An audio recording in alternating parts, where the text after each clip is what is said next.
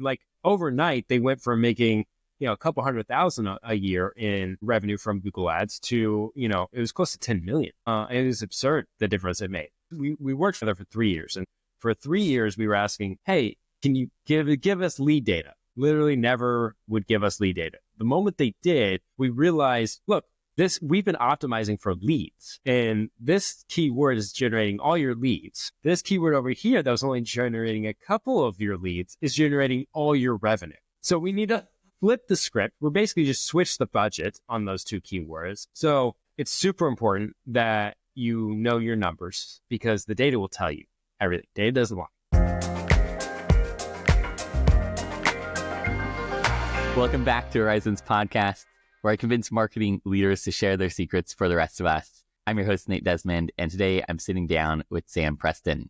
Sam is the CEO of Service Scalers, a specialized marketing agency focused on helping home service businesses grow through digital marketing. Sam, welcome to the show. Thanks, Nate. I'm pumped to be here. The first question I have for you, very basic. Can you just share for the audience, what is a home service business? Yeah, home service businesses are any service company that helps homes out, really. So think like your HVAC units, your windows, your roof, your fence, your flooring, literally anything that could be done on your house generally is a home service business. This is also true for commercial buildings, commercial cleaning, commercial roofing. Those are just two different sides, but it's effectively, usually there's some sort of manual labor and it's usually really localized. You don't want, if you're in Dallas, you don't want to talk to a fencer in New York. You want to talk to your neighbor kind of things. Very, very localized, very hands-on manual work. How would you recommend a home service business structure their marketing department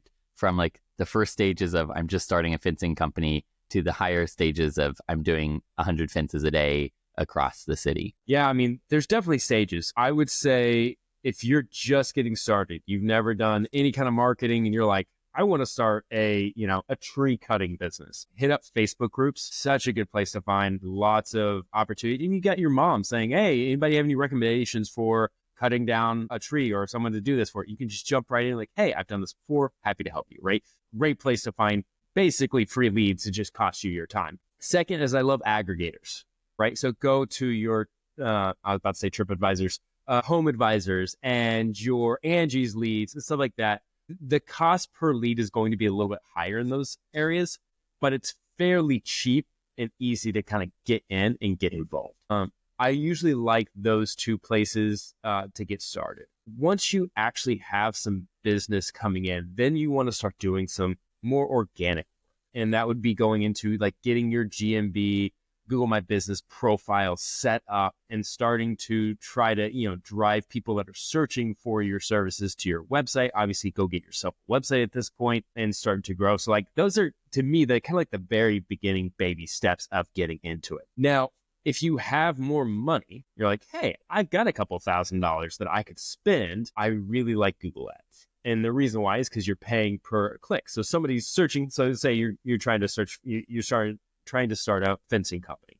Well, then you can drive people that are looking for fencing companies in your area to your website, start to drive that traffic, start to, get those leads. Those would be kind of like the beginning stages. Once you get to bigger, right? You're already getting a couple hundred to a couple thousand leads a month, then you have to start exploring a lot, right? Like you have to get into I'm going to brand my local Little League team and I want to put up billboards and how else can we brand, our trucks and how do we, there's so much more to it. So there's a lot of ways to, TV, radio, there's a lot of different channels that you can go after, but I would say those beginning stages, it's about how can I drive leads for free by doing a lot of manual work that hard that the bigger companies don't do or can't do, and then moving into more of a paid situation. How sophisticated would your competition be? Like, let's say you're in the tree cutting business. For all trees that are being cut in your neighborhood, are 80% of those being done by companies that are in this sort of last stage of they're sponsoring Little League and they've got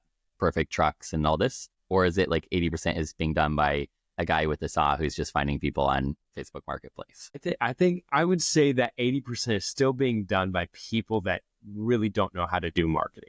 It's great. It's such a blue ocean, in my opinion, of being able to get in and grow. Not everywhere, right? Like a lot of companies have like, there's national brands out there with HVAC companies in lots of cities. Your bigger cities, like if you're going to go and try to compete in Dallas, Atlanta, you're going to struggle. I promise you, like you better come ready to fight. But like most people in most cities, like I was looking at my city the other day, I was like, the tree removal business could just absolutely blow up in my city. I was looking at search terms. There's just lots of search volume and no competition. Anybody wants to take that market. I've even tried to talk to a couple friends like, hey, you want to start a little side business together? Haven't convinced anybody yet, but I will. And so like there's lots of search volume with low competition for services, all over America. And now a word from our sponsor. It's me. I'm actually not taking any sponsors in season 1, but I just wanted to say thank you for listening. It's been such a joy recording these episodes, and I hope you enjoy them as much as I have.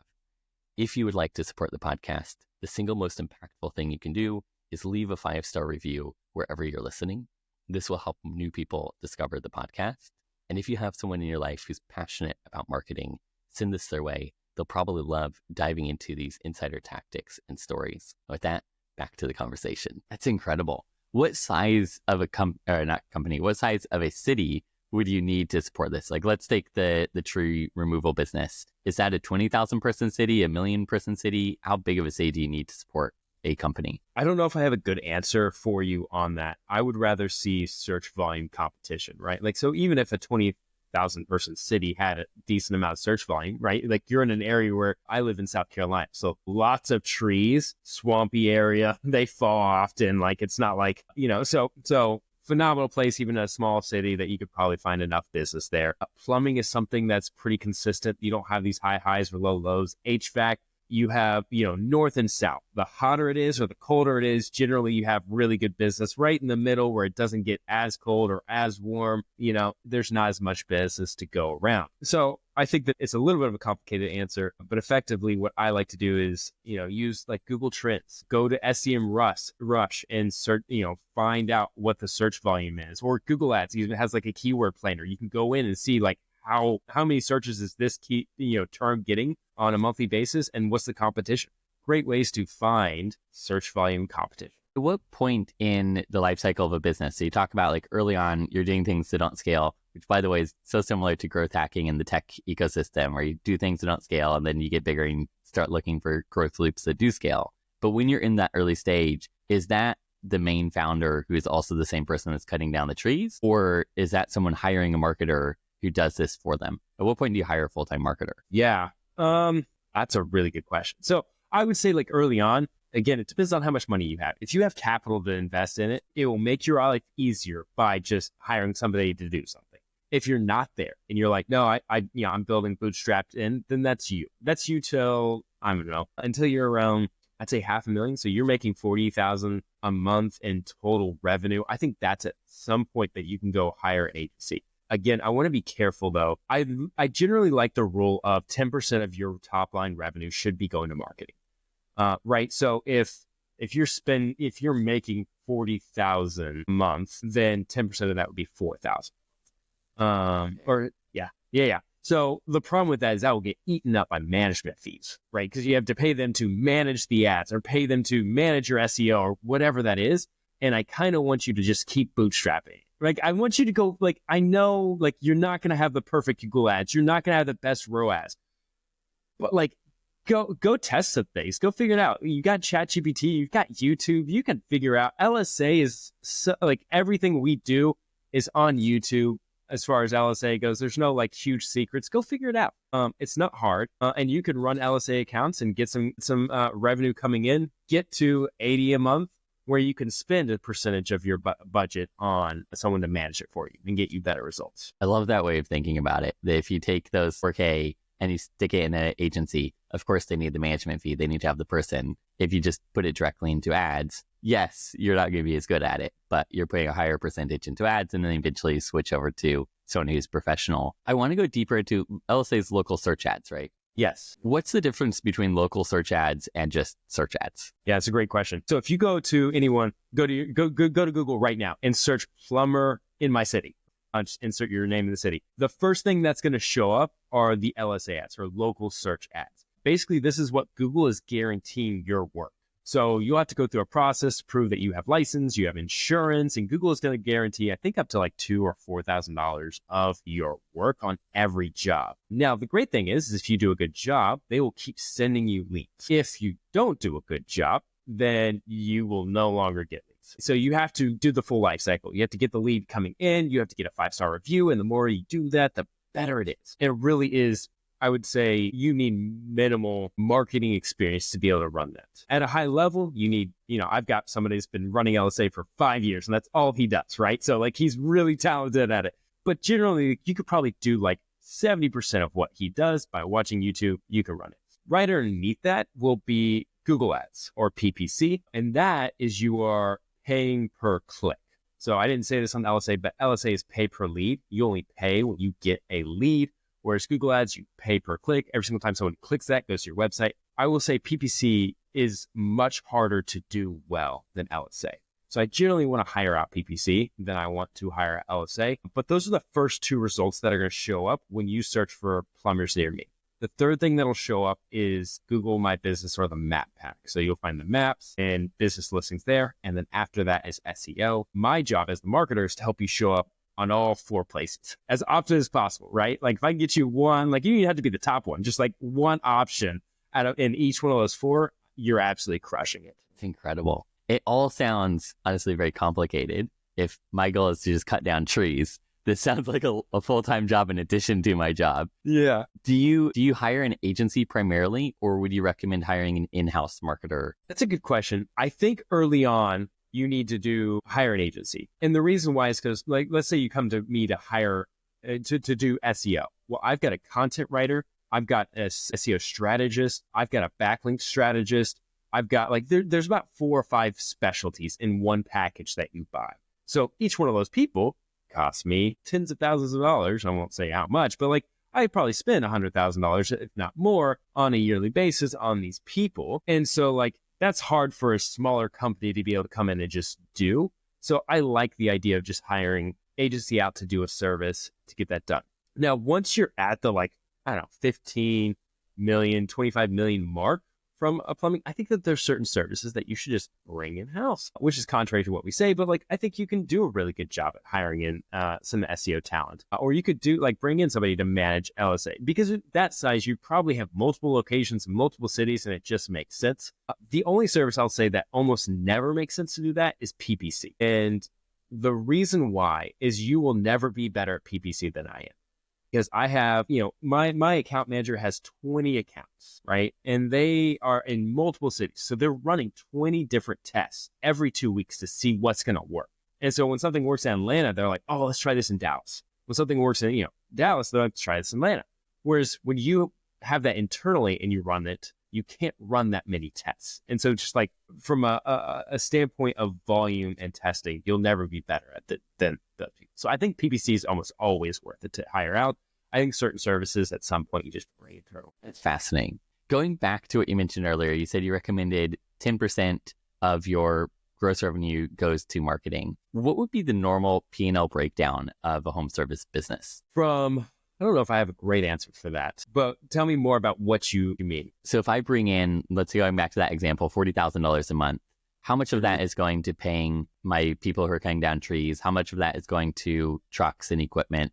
How much of that is going to licenses or whatever other expenses I have? And then how much is my actual profit margin from which I'm carving out 10% to go to marketing? Don't know. And so I think the answer somewhere between 15 and 20% is generally a good profit margin for a home service company. Every single one of them is different, right?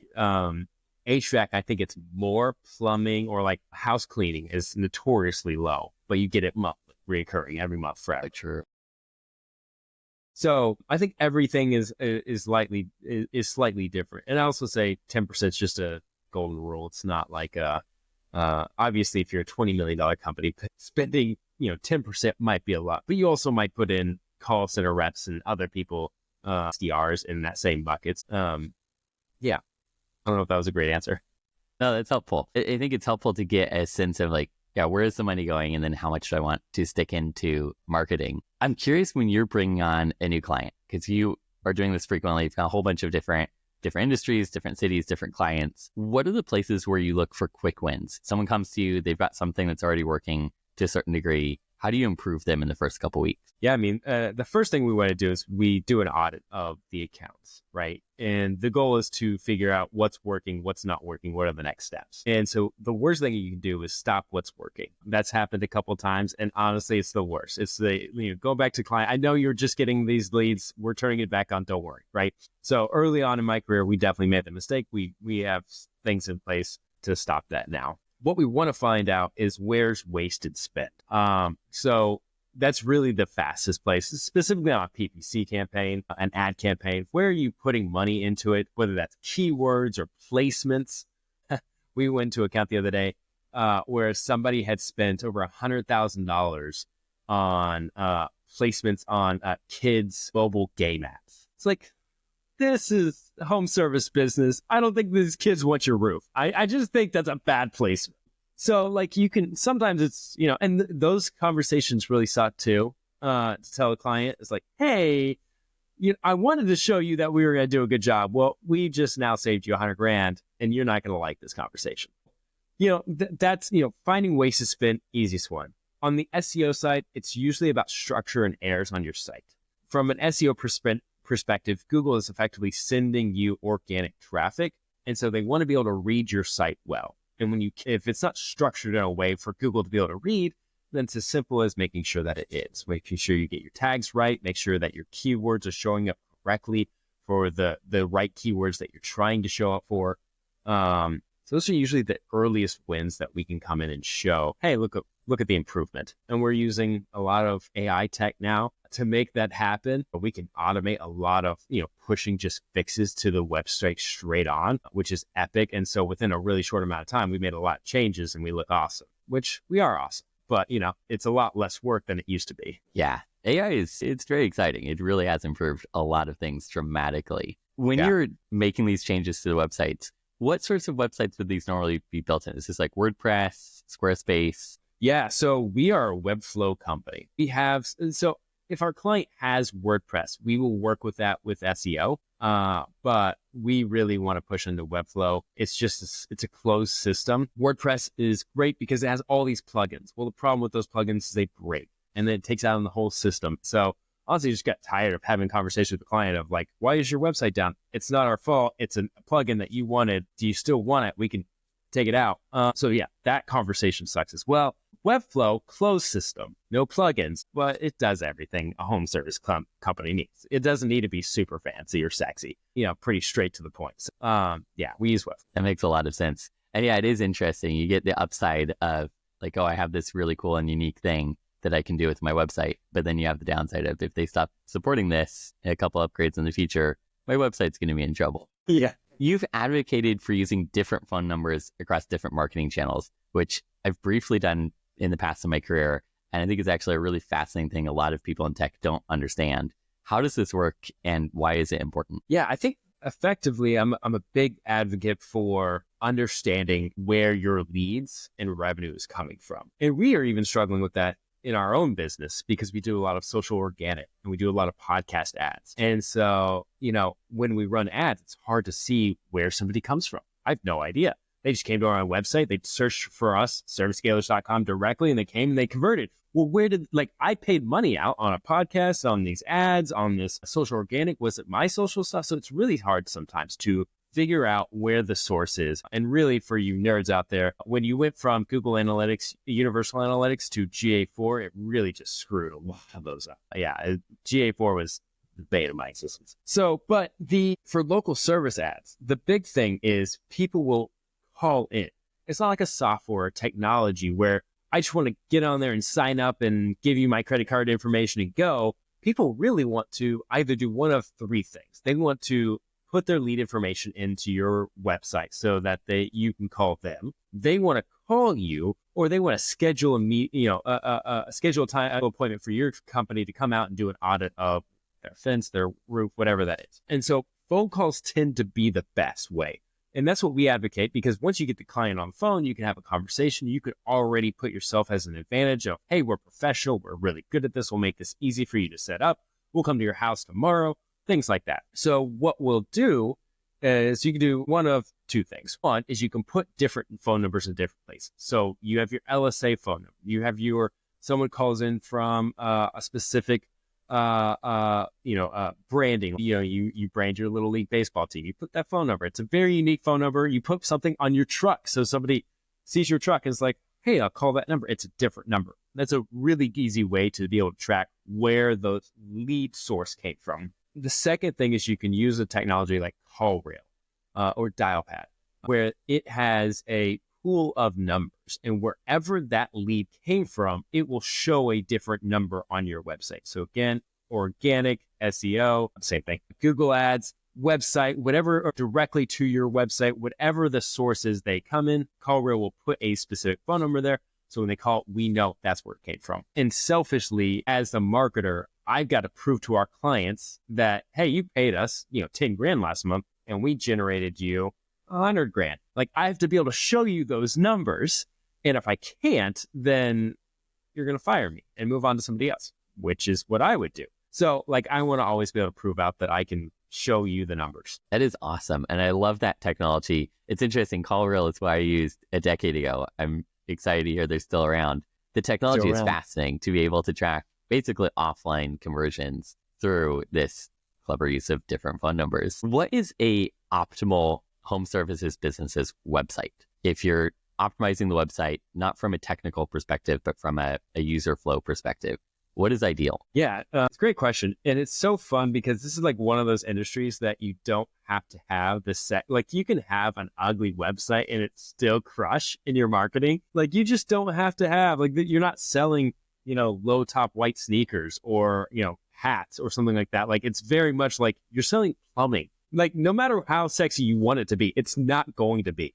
So keep it simple. When you arrive on your site, be clear on what services you do and where you offer them. And so plumber in Dallas or HVAC company in Arizona, right? Very specific to the person and what you do. We like and this is more of a tech term, but job to be done. You ever heard that from a product marketer? Yes. Use that job to be done for your marketing copy. That's all we want to talk about because that's all they care about. Right? They've got water leaking on their head. They're just come fix my pipes, or come fix my roof. That's the job that they need. Don't get creative. Don't talk about how you're, the best in the area or anything like that. They don't care. They want you to come fix the job and do a good job. Obviously, they want to know that there's some social credibility, but just be very specific with your copy. The second thing we want to do is we want to have clear call to actions, right? So call us now to set your appointment. Schedule your appointment.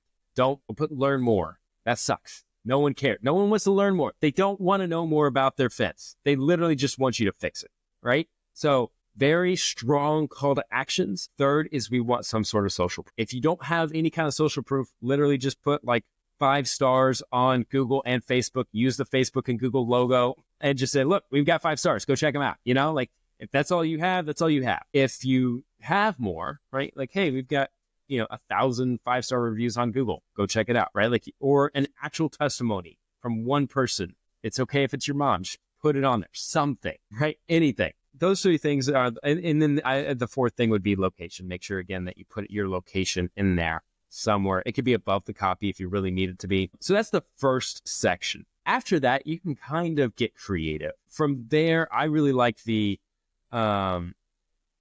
Hey, are you familiar with the story branding methodology? Not really. No. Really? Okay. So this is going to be fun. So story brand is, I'm going to forget the guy's name real quick, but we can look it up. Donald Miller wrote a book called Story Brand. Is really clever on how to basically make your customer, your client, the hero of the story, and you are just the guide taking them through the journey of defeating their villain, right? So they're Luke Skywalker. You are Yoda. You're not the hero. They're the hero.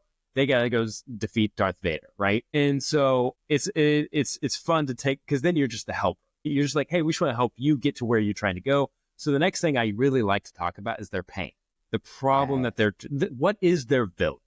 And so I usually like to get into hey, are you hot or are you cold? Whatever that is. We understand that it's frustrating to be hot and cold or have your HVAC unit out working.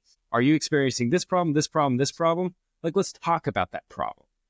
Really kind of build it up, because people go, yeah, I'm feeling that right now. And then you get into your solutions. We've got plumbing solutions, HVAC solutions, this solution, right? So it's like, here's the problem.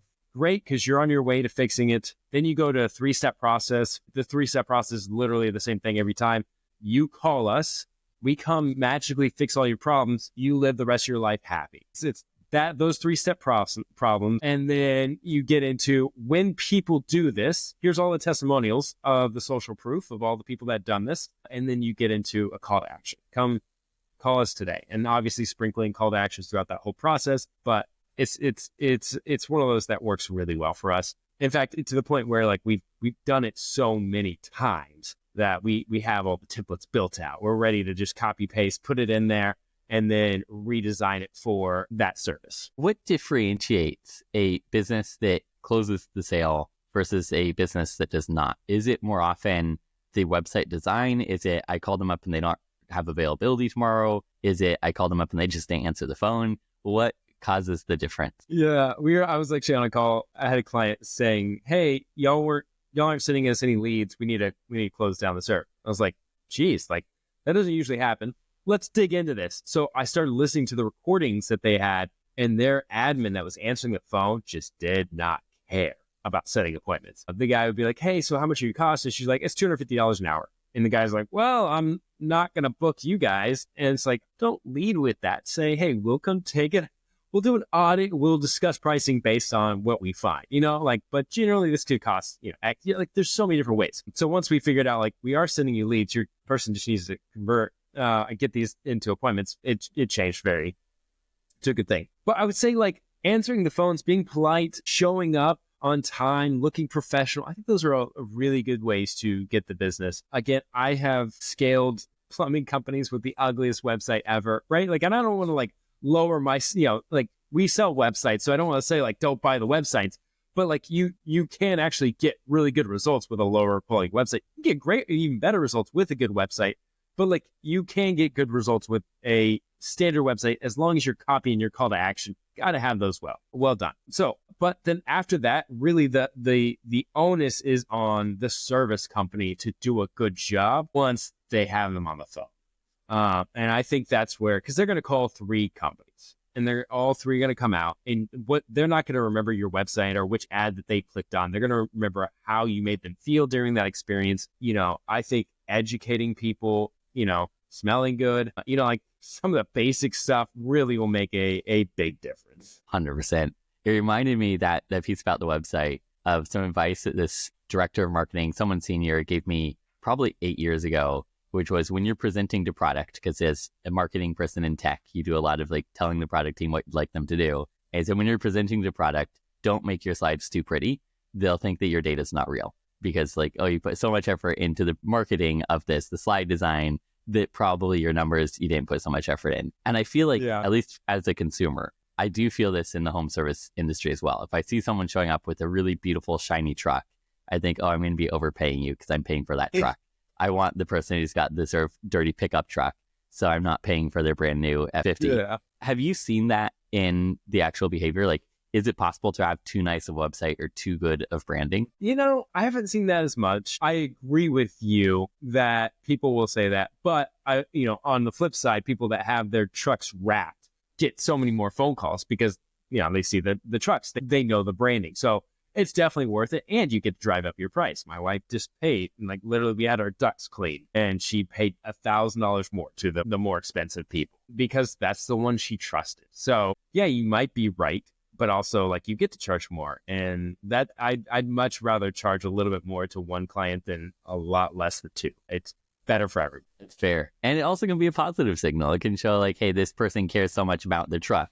They're probably also going to care about the work they're doing. Yeah, I want to absolutely. go back to something you shared earlier, but before I dive into that, I want to go back to jobs to be done. But before I go back to jobs to be done, when you're building these websites, are people mostly accessing on mobile or on desktop? Mobile. Interesting. So you're primarily trying to figure out how to optimize for a mobile viewing experience. Yeah. I would say like the majority of people are either in one of 2 situations. I will say we get a decent amount of desktop, but usually desktop is when like they're at the office and they're like, searching for plumbing near me because they don't have time during the day, but they also will just do that with their phone at the office. So we get a lot of that, and we get a lot of people at the end of the day after their kids have gone to bed, sitting on the couch using their mobile to get something done. So yeah, in fact, one of the things on the website, if you're looking to optimize for that, I love the call now button to be just stuck to the bottom of your website. So no matter where they scroll, it's always just there to click. Such a good hack to get more phone calls. That is. And to your point, you need a clear call to action. If you've got a beautiful long website and they can't find the place to call you, that's not going to work out so well. Exactly. Going back to jobs to be done, this is a place where there's such a clear tie-in to traditional tech marketing compared to home services businesses. And it's such an important concept. For anyone who's not aware, how do you explain jobs to be done? Yeah, this is in the industry I work in, not a lot of people are like tech savants or marketing savants, right? So a lot of blue collar workers. So you have to explain job to be done marketing really is like, say you have a dad. He just worked a 12-hour day. He's exhausted. He gets in the car to drive home and he remembers it's his turn to make dinner tonight. On his way home, he sees a pizza joint. That pizza joint can market anything they want. They can talk about how hot the pizza is, how cheesy it is, how it's the best in the world, or it could say something like, make it easy to feed your family tonight. Because if it does, he's like, yeah, I'm spending the $15, I'm pulling over, I'm grabbing the pizza, and I'm heading home to feed these kids. So like that's what job to be done is you are taking the job that they have to do, aka feed their family tonight, and you're making it easy for them to just do. Which I think is where your 3 steps process of, I'm bringing the first step, basically like, what's your problem? We show up and solve your problem. You live happily ever after. Fits so well with a lot of jobs to be done, which are basically like, I have a problem and I don't want to have that problem anymore. Exactly. It's so easy as a marketer to then focus on the features. Like, oh, we've got this brand new tool. We have a great tree cutting instrument. But no one cares about that. They just want the tree to no longer be in their yard. Yes. I still want the tree to fall in my house. Yes, 100%. Please don't do that. I have seen it happen before. It's terrifying when a tree falls in a house. Yeah. After a storm in Oregon where I grew up, we went for a walk one day and there literally was a tree that had fallen into a house. Thankfully, everyone was okay. But you look at that and you think, wow, that's going to be a lot of cleanup and rebuilding afterwards. Yeah. I can't imagine. Social proof. You mentioned the importance of social proof. Have you seen how big of a difference that makes? Like, is it a 10% lift if you have a quote from your mom, or is it a 30% lift? What's the difference between having social proof and not having social proof? Yeah, I would say it's a significant lift from not having it to having something. I don't think it's a significant lift from having a very specific one. Like, it's good to like, well, I'll say like if you say, hey, I've got 5-star review versus I've got 1 million 5-star reviews. Like, obviously there's a little bit of a, okay, I trust this more. I don't think it's that much though. Most people don't have 1 million 5-star reviews. Most people have somewhere between, 10 and 100, if I were to guess. And so, but I will say like referrals is a massive channel for most home service business, right? Like our neighbor referred us our HVAC guy. And so like use that person because they use them. So social proof absolutely works. On your website, don't overthink it. Like just get something up there, get your license, little emblem up there, get that you have 5-star reviews. Most of the time they won't go double check.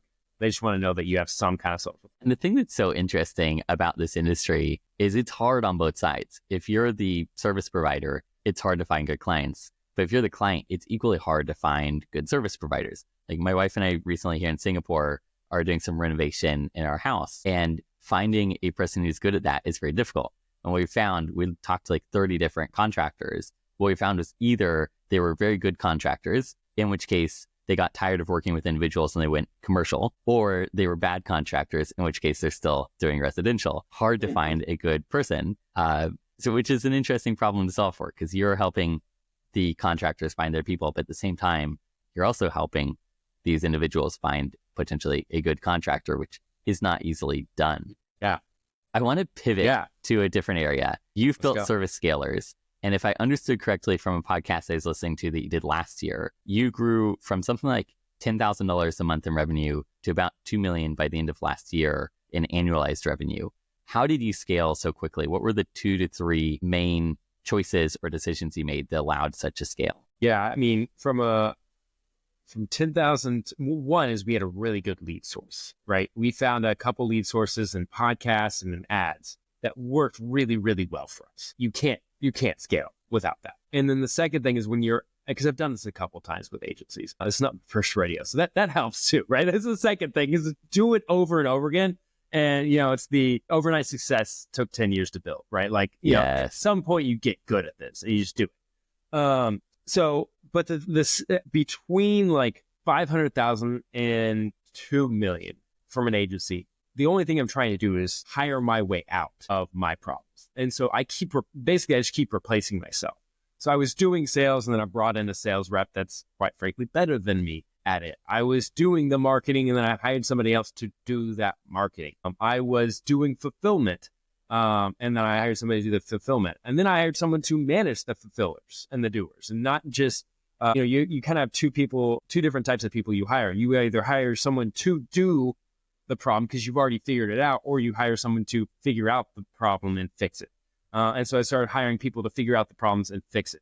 But from 500,000 to about 2 million, it's all about replacing yourself and hiring your way out of that. Which means hiring the right person, which is hard to do, is extraordinarily important. Did you hit it 100% accuracy in hiring the right person, or did you have a few people that you hired that then had to be replaced later on? We've had our misses for sure. I won't say we're 100%. Hiring is tough, but I will say that has not been the issue for us that a lot of people have had. And the nice thing is we look for really talented people that have been doing it for a while. So like the LSA guy I was talking about, he worked for Mr. Plumber, I think, up in Canada for 5 years. So when we hired him, we're like, you're an expert. Great. The PPC guy that we got, Craig, he's awesome. He worked in private equity for a home service company, right? Like, so he understood for 5 years and did PPC. So like when we hired them, we knew that their skill level was super good. And we get to do that because, and actually this is one of the things that really helped when we moved from month to month agreements to annual agreements. It changed everything. And we can go into that. But before that, though, we do a really good job of hiring people that have a lot of experience in the one thing that they're doing. And that has really helped. That's amazing. How did you identify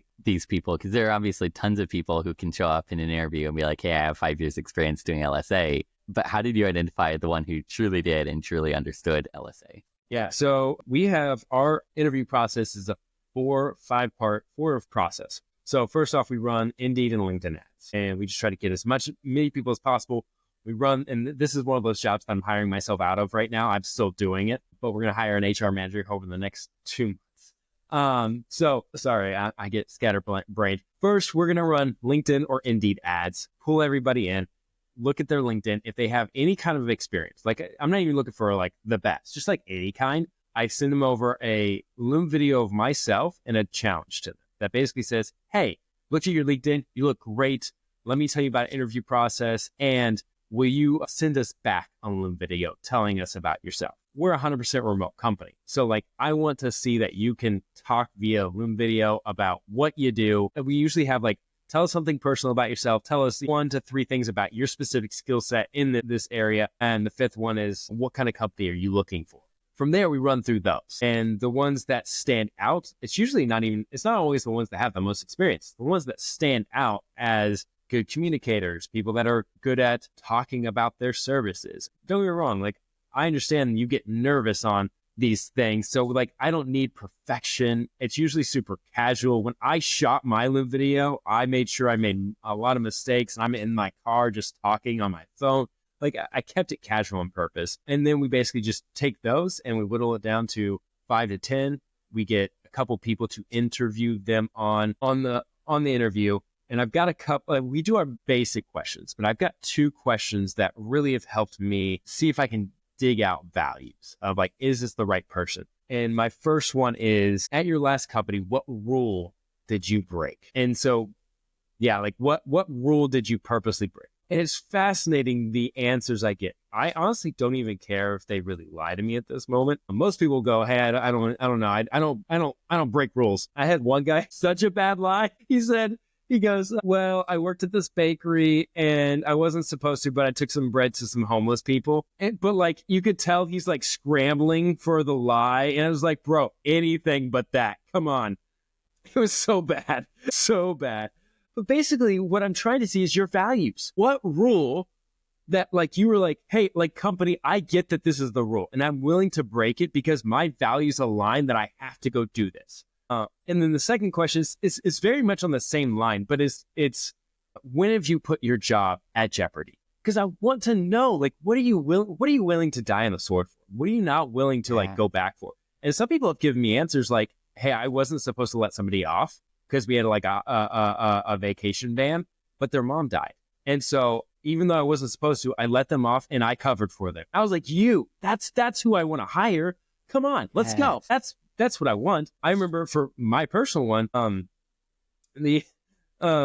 my boss. We worked at a mattress company delivering mattresses, and he was just the most prideful person. He would get himself worked up in a tizzy. Anyways, I was to deliver this mattress, and I was to walk the mattress upstairs, but I was not allowed to put the mattress on the bed. Don't ask me why. It wasn't. I get to this lady's house, and it's like an 80-year-old lady, and she's like, I'm like, yeah, I'm putting your mattress in the bed. Do you anything else before I leave? Okay. And I told the guy, he's pissed. But it's like, what do you want me to do? Like, I can't, like, that breaks my values. So, like, those are the type of answers I want to find out. Those are the type of people I want at my company. And so those are great questions. And if they pass all those, then we'll either do one of two things. One is we'll get one of our leaders or owners, somebody else to come in and interview them.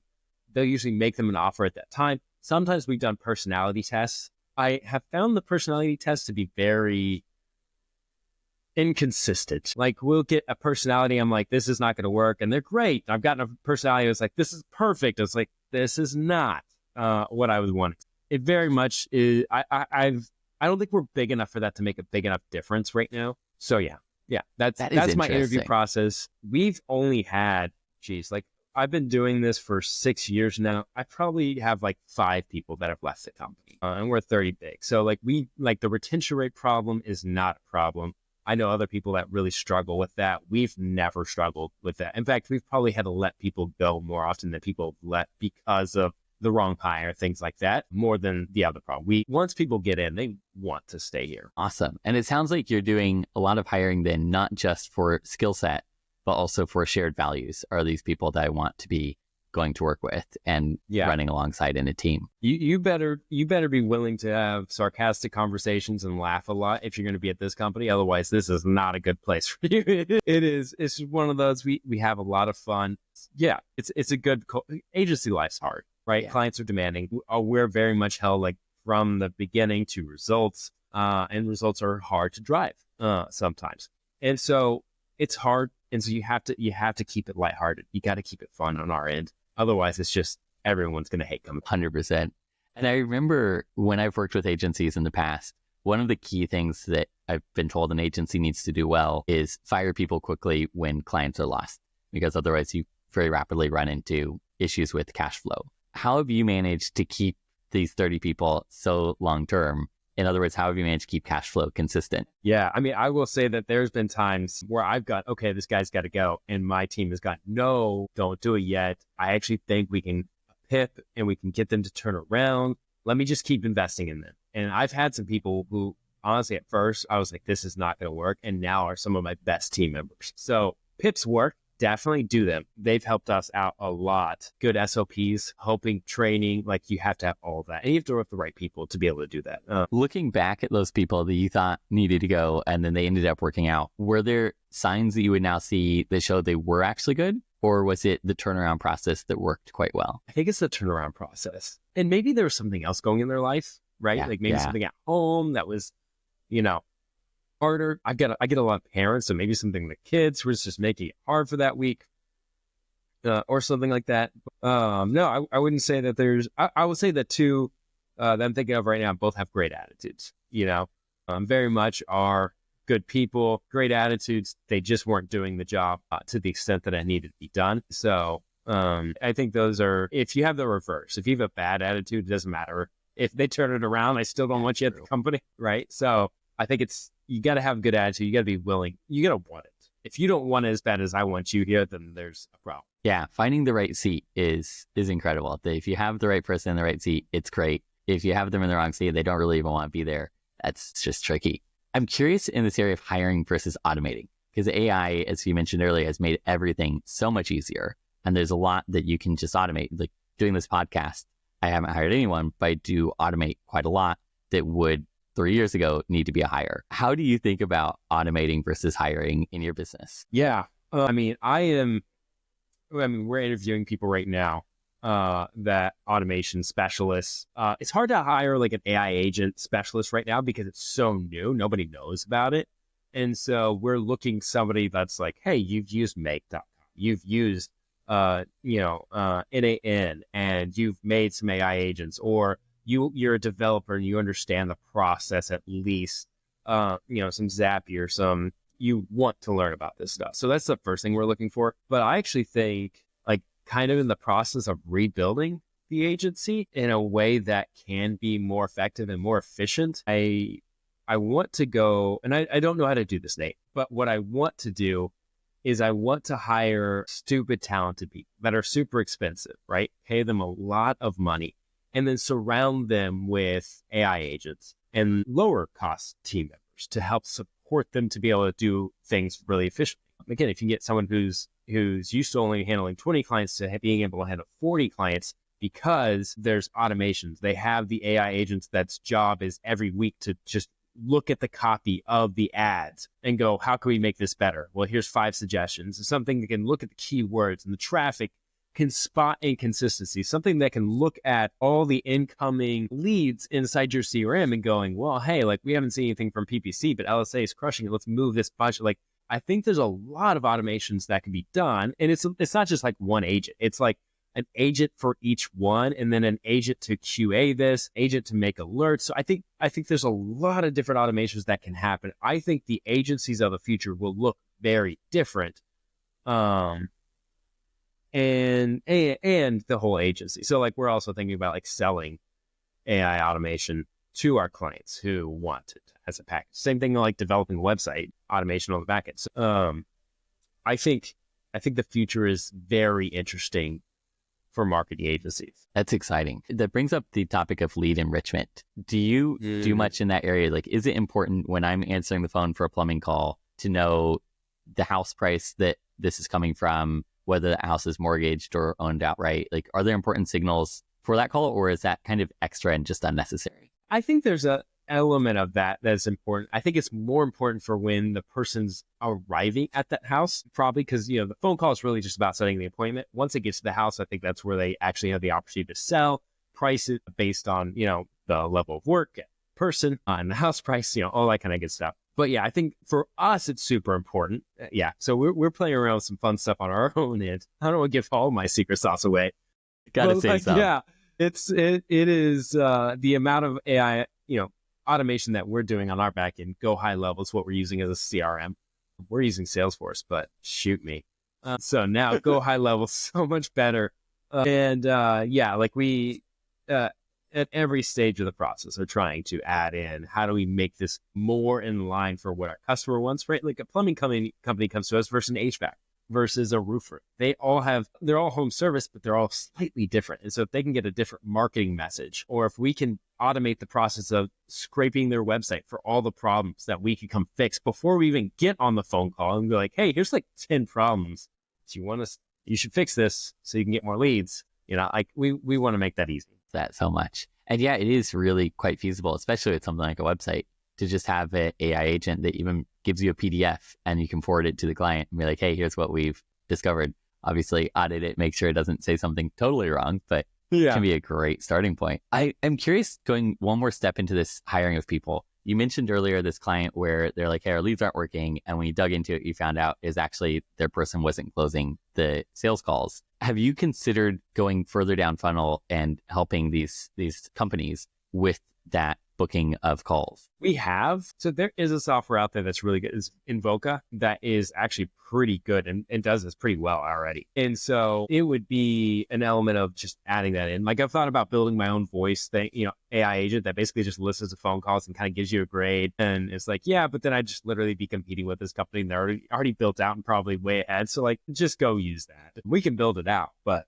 I think that you're better off just using it. I think it's relatively cost effective. I don't remember exactly, but I remember hearing it and going, that seems reasonable. That looks cool. Would you consider building out a call center of your own? We're building out an SDR team right now to do outbound email. I don't think I would do a call center. I think, and mostly because I think there's a lot of money to be made already just doing what I'm already doing. And I think that would be a distraction. It's not that I couldn't, but it's a good point though. You got to focus. Yeah, I think for me, our goal is to hit 4 million this year, 2 to 4. That's what I told my leadership team. I'll be disappointed if we don't hit 5. Like there's just no reason we can't. Yeah. And so I think that's, what am I going to do? Go build a call center to add in 100,000? Like it literally just takes so much work and distract me from like what our main goal is right now. Yeah.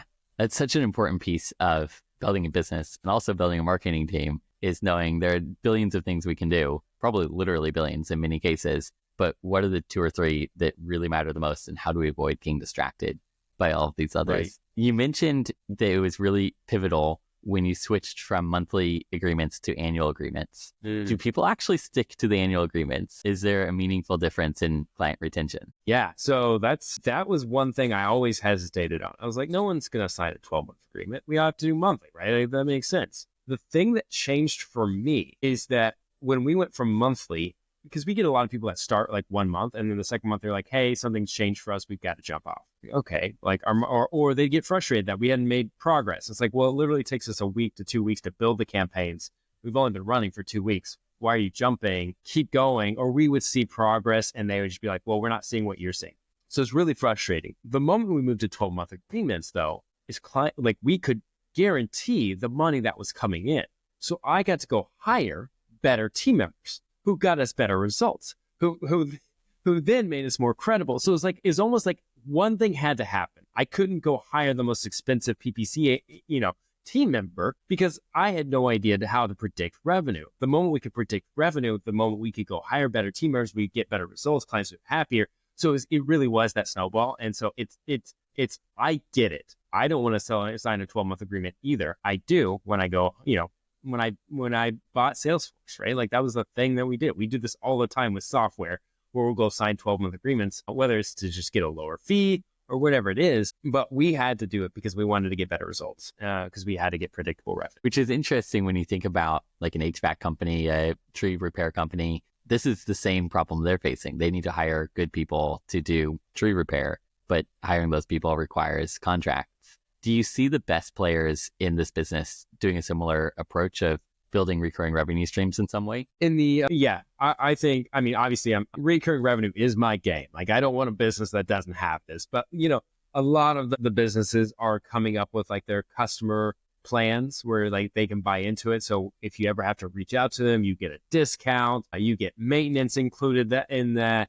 So yeah, I see a lot of these like maintenance packages that a lot of these service businesses are putting together, and it's really cool, a way to drive monthly recurring or annual recurring revenue. How do they structure that? Like, let's take plumbing, because there's not generally a recurring need for a plumber. Maybe a lawnmower I need every month, a roofing company I need every 5 to 10 years. Take a plumber, for example. I need them when my sink breaks. How do you do recurring revenue as a plumber? I think it's literally just maintenance. Like we'll come and check on I don't know if they do, but if they did, it'd have to be, we come check your pipes ever so often to make sure you're good. When you need something, you can call us. You'll be first prioritized as a customer to come out to you, and you'll get a discount on services. I think that's the way you'd have to do it. That makes sense. And that brings up another area I was very curious about. If I'm a client, especially for some of these urgent things, the thing I care about most is like, yes, you need to be a licensed plumber. You need to have some good 5-star reviews, but mostly I just need you here right now because my sink is leaking. How do you handle the balance between availability versus if I'm too available, I'm just not getting clients and I may be overstaffed? Yeah, so that's not my problem. My problem is to make it to where you have too many calls. You're just like, Sam, turn it down. Like, what? I can't hear you. Yeah. So like, that's literally my job, is to just make sure that you've got so many calls. The second thing is you have to go hire out of that. If you don't know how to do that, specifically for people that are just getting started in the service business, the first thing you want to do is you want to go to every, let's say you want to do an HVAC company, go to every HVAC company in your city, call them and ask them if you can contract for them, right? Hey, like if you need a contractor, I can contract for you, right? Smart. If they do that, then you can figure out which companies are hiring contractors, which ones are not, and then you can go hire them, right? So you come in, you have a list of, you use ChatGPT, you got the operator now that can go and like pull a list of all these people, but you can literally build a list of contractors that you can go hire. And then you come to a situation where you need more contractors, you hit that list. And then you start building yourself a bench for people that I trust that are recently priced that come in and do a good job for me. You build up that bench so that when you hit those situations where you need extra help because you got too many phone calls, because it comes. The service business, they have what they call shoulder seasons, right? So think HVAC. People aren't needing HVAC in March. The February, March, not a problem. You get into the summer, heat of summer, you get into the cold of winter, that's when they need it the most. That's where they're most revenue, but the shoulder seasons, they kind of dip. So how do you overcome the fact that you have these dips? One of those is obviously continuing driving leads, but then being able to hire out when you need to and not get yourself into trouble where you have too much staff. And when you subcontract, like let's say I have too many leads, I'm reaching out to contractors, would I generally be taking a cut or would I just be like, goodwill, here's a free lead? I'm assuming it's a cut. I think it depends on where you're at in your company. I think that, and in the month, there will be months where it's just like, I'm not trying to make a profit. I'm trying to feed everybody. Like I will go, I just want revenue coming in because I've got to feed my team and I've got to feed the contractors that are going through. But generally speaking, if you're not making money, it's not worth doing. And so, because you need to be able to put that money in savings. You need to be able to spend money on ads. You get yourself into a real pickle if you cannot make money off of the jobs you're doing. Yeah, 100%. Okay, coming back to service scalers, was there a particular turning point of a client that their success story kicked off service scalers growth, or some other pivotal moment that you can point to as this is when we went from just beginning to rocket growth? I didn't enter home services because I liked home services. I'd love to say that like home services are my passion, and this is like it genuinely was like I built several different marketing agencies. They're all like service based. So it's either a PPC agency, a content agency, or a website agency. I wanted to build something with a specific niche. And I was like, well, let's try home services. Was because of two things. One is I had a friend who had a podcast. And I was like, I could run off them. Or three things. Two is I had success. So I had run some, plumbing campaigns, some HVAC campaigns, and with some success. So that was like, all right, if I could do it then, I can do it now. And then the third is there are some big companies in this space that people absolutely hate. It'd be like trying to join into the phone service space and everyone hates AT&T and Verizon. It's like, this is all we use because we hate them. It's like, well, great. This is a great place to try to come in and, undercut them. So I saw this opportunity selfishly as a capitalist who wants to make money. And it's like, well, all right, like this looks like a great opportunity. So we started running ads and literally just like, oh, that was easy. There's a lot of people that need us, that want something different from what they're used to. So we literally just started running ads. And again, month one, we're at 10K. By the end of 12 months, we had already hit 2 million. I will say the two things that made the biggest differences are one, moving from month to month to 12-month contract was huge. The second was hiring somebody who's better at sales than I was. I'm an okay salesperson. I'm not a great one. And so when we hired our sales rep, it made a massive difference in our ability to close. Mostly because they didn't get distracted by the things I get distracted by. I get distracted by, how do we solve the problem of being more efficient? How do we solve the problem of being more effective? How do we recruit the best team talented, right? Like he's not worried about that. He just really wants to sell and make sure he's selling the right service to the right client. Which is interestingly what makes you so successful as a founder, but is also the reason you need to hire out of that role as quickly as you can, basically. It's interesting to me in how you told the story, how clearly there was a very strong pain point. And as soon as you poked that pain point, even with like not the optimal selling, brand new agency, people flooded to you to say, hey, I want you to solve this pain. And it reminds me how often as marketers, it can be tempting to say like, oh, I know how to market. Let me try to market this thing that's not a pain point and I can make it successful. And we can, but you cannot make it nearly as successful as if you take something that is truly a pain point and lean into that. You can see so much more success than trying to make a vitamin, a thing that you're selling. Yeah. Yeah. I mean, ultimately, it's the job to be done marketing, right? You just try to solve a job. You just try to solve a problem. And you can solve a problem, people will pay you to solve that. True. How is your definition of the so-called perfect partnership between a services business and an agency evolved in the last year? Yeah. I mean, perfect partnership is an interesting one because I think that people really don't know how to engage an agency well. It is not pay them and get out of their way. Although there's an element of that. It's also not pay them and hold their hands, right? Like there is somewhere in between that. I've seen the clients that care about the results, clients that treat the team member well, but have a high expectation do so much better than clients that are mean, demeaning, rude. Like I've seen team members like, I can't help this guy. And then I've seen like team members, I have to get onto my team that the other day, they just has a favorite client and he's just so nice, but high demanding, but nice. And she's like, yeah, I just did this extra work for him. I'm like, yeah, we sell that service for thousands of dollars. You just did that for him. You can't do this. She's like, what do you want me to do? He needed it. And it was, it's like, okay, fine. Thank you. So like my team literally gives services away for free when they like a client. But for others, there's like, look, this guy, every single time we get on the phone is trying to work me and is trying to like, demean the work that I've done, even though we've done good work. So it's like, you have to be the same way that your job is to get the most out of your team internally. Your job is to get the most out of your agencies. And that is a part of your team. And so the perfect partner is somebody that comes in, cares about the results, that expects good work to be done, holds people accountable, and is a good leader. If you can't be those things, I don't really know what agency you might as well just hire that internally because you're not going to get the same results that you really want.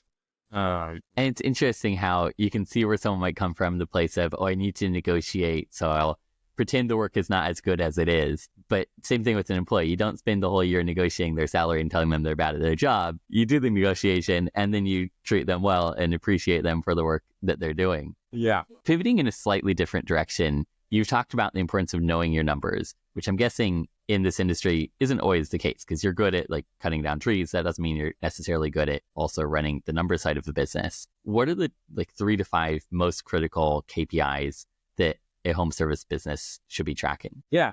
It really is, in my opinion, man. My first thought is like, oh yeah, it's easy. Here's 5. And then my mind quickly runs to 10 different numbers. The first one is how many leads that are being generated. You've got to know how many leads are coming in. The hardest, most important part of any business is client acquisition. I don't care how good of a plumber you are. I don't care how good of a SaaS builder you are or how good your marketing tech stack is. It really just does not matter if you are not good at client acquisition. So the numbers for client acquisition are, specifically in home services, is going to be how many leads did you generate? How many of those leads turned into appointments? How many appointments turned into new business? What is the return on that, right? Like, did you make a profit? Average order value, profit margin, whatever that is. And then what is that lead source to revenue, right? We want to connect the cycle. So, you can get 1,000 leads from Google ads and none of that turned into revenue. And then 5 leads from Facebook ads and all of it turned into revenue.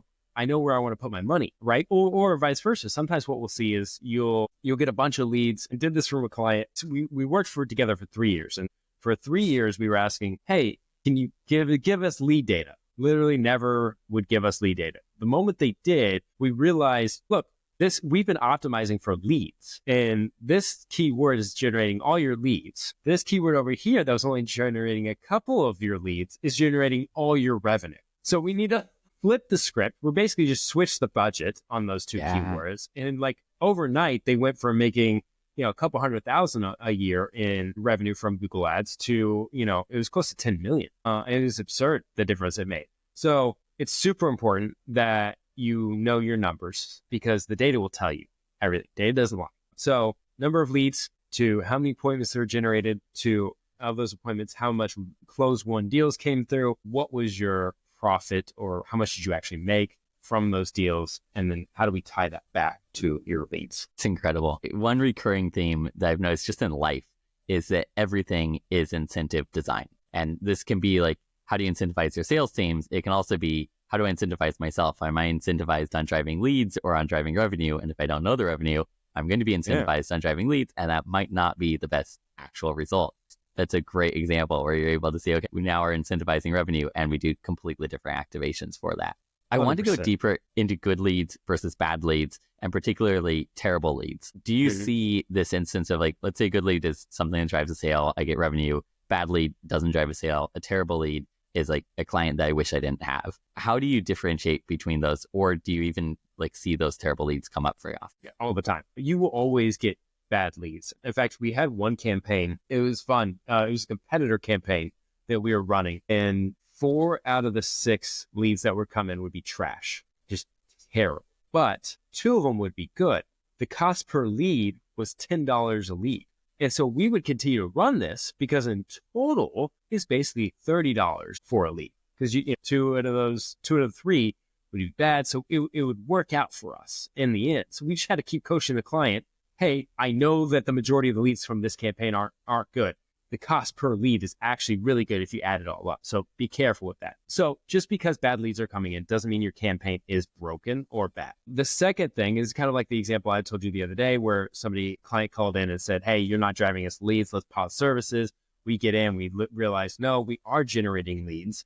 The sales rep, your admins aren't taking advantage. So just because it doesn't turn into an appointment or revenue doesn't mean it's the lead's fault. It could be. And it might be, and you should solve for that problem, but be careful not to throw the baby out with the bathwater. I think that's it, right? So isolate the problem. It's not rocket science. It's one of these 5 issues. Isolate where that problem is. Start at the leads. Let's figure out, are we getting good leads? So you got people that are searching for plumbers in Philadelphia. You're a plumber in Philadelphia, and then they're converting into phone calls and form fills. That's a great lead. You need to go tackle that. Well, that plumbers in Philadelphia are calling in and they're asking about how to fix their faucet. Well, we don't do faucet fixes. We only do major, big renovations, new installs of plumbing. Okay, great. Well, what we'll do is we'll add negative keywords. So we don't want to show up for faucets or plumbings. And then that problem continues to occur. Okay, well, maybe what we need to do is on the landing page, we need to put out, hey, these are some things we do. These are some things we don't. Again, trying to qualify the lead so it doesn't enter into that place or doesn't enter into a lead before we can resolve that. Sometimes you can't fix that problem, and it just is a part. Sometimes it's like, well, this keyword continues to generate us bad leads, so let's remove it and let's try something else. Instead of plumbers near me, we're going to go for plumbers new installs or something like that. Yeah, that makes a lot of sense. Okay, one last question, and then we're going to go to the lightning round. You recently mentioned that you listened to a client's calls and you found, I think they converted 5 out of 43 calls, which is not ideal. What are the biggest mistakes or the most common mistakes you see people making when these calls come in? Yeah, I mean, I think the biggest mistake is that they're putting somebody that's already really busy with a lot of other stuff in charge of answering the phone calls. And it makes sense, right? Like you've hired either, the high school girl that just wants some extra work to come in and answer your phone calls, or an older lady or older gentleman that's doing, the accounting and office management and answering phone calls. Fine, I get it. The problem actually is that's a really important role, is to get appointments. And that needs to be their number one job. You mentioned attraction so I'm assuming you're a traction fan. Maybe you're not. Do you know what I'm talking about? Don't think I do, but I'm excited to find out. The book Traction. Geez, we need to hang out next. Yeah. So Traction, I'm totally going to forget who it's by. Traction book, Gino Wickman. He writes a book on how to, it's the EOS, Entrepreneur Operating System, on how to grow a business. Phenomenal book. Very practical, not a lot of fluff, very, very good. Made a massive difference in my business and the way I build businesses. Whereas I go, but one of the things he does is he says everyone should have a number, and this is what you attract somebody's success for. So, so like my marketing department, their only number, like they have other numbers, but like the main number that they work on and they are rated on is how many scheduled appointments did you get? My sales, the only one number that they care about is how much revenue did you close? My fulfillment, the only number they care about is how many clients are on track to hit their leads, right?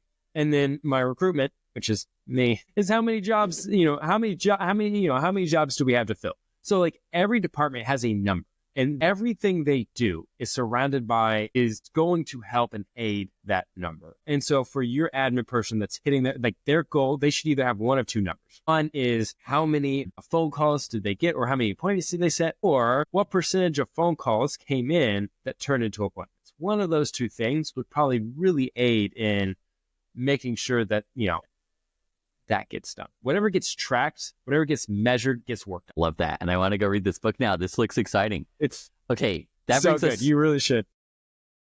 That brings us to our lightning round. And this is basically, I'll share some this or that questions with you. You can answer super briefly or provide a bit more context, entirely up to you. First question is phone calls or form fills? I prefer phone calls. I want to get the person on the phone, because you get a form fill, it's lightning round. I won't go to that, but I do phone calls. High ticket services or high volume services? High ticket. DIY marketing or agency partnerships? Marketer. I want control. I want to cook. Just let me cook. I'll do DIY. Website optimization or ad optimization? Ooh, ads. Ooh, interesting.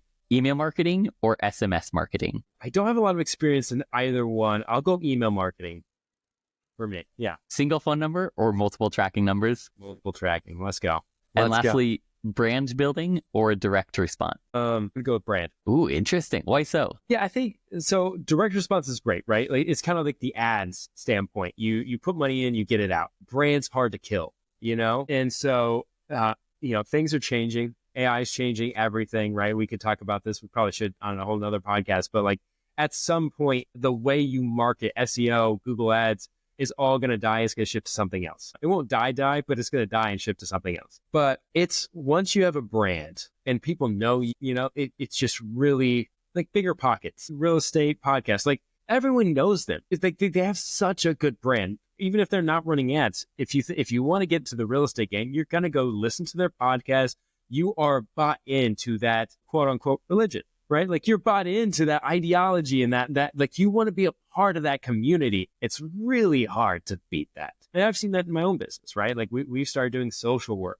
I'm doing podcasts, right? Because I understand that like if I can get people to buy into us as not just Sam, but like as a community, as a way of life of how we think, like you can influence people in a way that it's really hard to do on an ad. That's such a good way of thinking about it, that you can get immediate results from direct response, but you don't know how long the method you're currently using is going to continue to work. Whereas with brand building, it is harder to kill. You know that whatever you build, it's harder to build, but it will last probably longer than your direct response spend. Well, that brings us to the end of the interview. This has been way too much fun, and I didn't even make it through half of my questions. Thank you for this time, Sam. Where can people go to learn more about you? Well, if you want service scalers, go to servicescalers.com. We'll help you get leads for your service business. We're dang good at it. I had to stop my cursing right there, right? Like, stop it, Sam. Just don't do it. You're alive. So if you want to hang out with me, I'm on Twitter, Hey Sam Preston. Come, DMs are open. I get a lot of robots in there, but like if a real person comes through, I like to chat. And then I'm on LinkedIn, not as much, but same thing. And playing around with TikTok lately. And so also there. So come hang out. Fantastic. Well, all of that will be linked below. So check Sam out in the show notes. And Sam, thank you for coming on the show. Yeah, this has been fun. Thanks, Nate.